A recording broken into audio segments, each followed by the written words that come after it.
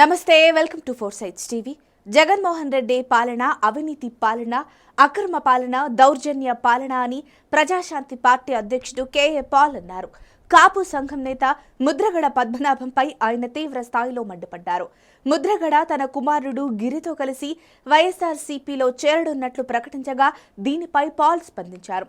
Independent గా పోటీ చేయండి లేదా ప్రజాశాంతిలో చేరండి, ముఖ్యమంత్రి అభ్యర్థిగా ప్రకటిస్తా అని చెప్తే అది వదిలేసి మళ్లీ వైఎస్ఆర్సీపీలోకి వెళ్లడం దరిద్రమన్నారు.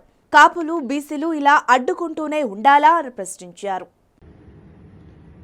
జగన్మోహన్ రెడ్డి గారి పాలన అవినీతి పాలన, అక్రమ పాలన, దౌర్జన్య పాలన, రౌడీ పాలన ఆకాశాన్ని అంటిపోయింది. ఈరోజు అద్దంకిలో 200 ఎకరాల్లో 250 కోట్లు ఖర్చు పెట్టి 2800 ఆర్టీసీ బస్సుల్ని పశువుల్ని తోలినట్టు బీసీ, ఎస్సీ, ఎస్టీ, కాపు, క్రిస్టియన్, ముస్లింల్ని తోలుతున్నారు. మీటింగ్కి మందు, ముక్క, నోట్లు పంచి బడుగు బలహీన వర్గ ప్రజలారా, మీకైనా సిగ్గులేదా?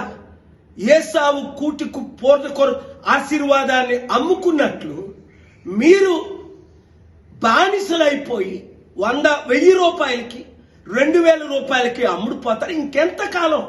ఇప్పుడు చూడండి, ముద్రగడ పద్మనాభం తన కొడుకుతో మరల వైసీపీలో చేరుతాడని న్యూస్లు. దరిద్రం!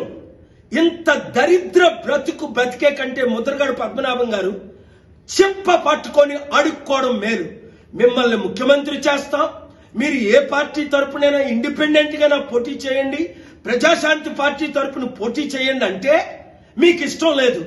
కాపులు, బీసీలు ఇంత బానిసలైపోతే ఈ 2 కుల కుటుంబ పార్టీలకి ఎప్పుడు రాజ్యాధికారం మనకు వస్తుంది?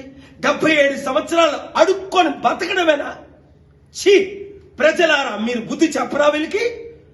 ప్రజాశాంతి పార్టీలో బాబు మోహన్ లాంటి వారు, గద్దరన్న లాంటి వారు IAS, IPS అందరూ జాయిన్ అయిపోతుంటే ఎమ్మెల్యే, ఎంపీ అభ్యర్థులుగా పోటీ చేద్దాం అన్నవారు 7569441275 కి ఈరోజే కాల్ చేసి మా ప్రధాన కార్యదర్శితో మాట్లాడండి, కోర్ కమిటీని కలవండి, నన్ను కలవండి, ఆంధ్రప్రదేశ్ ని, తెలంగాణని రక్షించండి.